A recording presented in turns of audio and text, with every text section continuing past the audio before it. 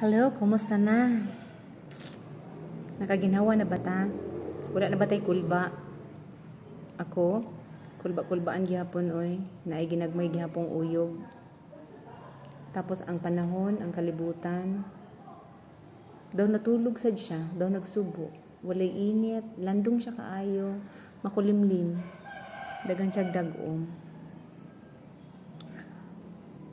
Para sa kuwa, karong panahon na, mo na dyan ang panahon nga magtinabangay ta para magampo tanan. Dungod sa langit ang ato ang mga problema o sitwasyon. Walay kumo sa gahom sa Dios. Kining panahon na para sa ako ang Ginoo nagsulti. I will stand by you.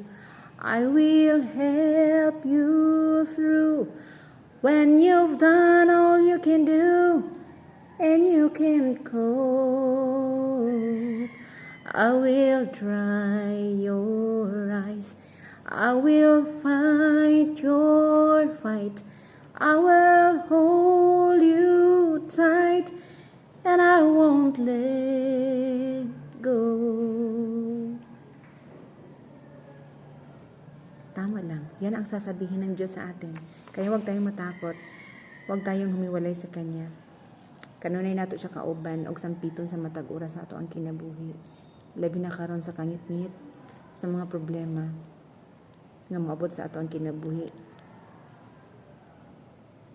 Gunit lang ta kanunay sa Dios, gunit lang ta kanunay kay Lord, gunit lang ta kanunay kay Kristo. Yes. Amen.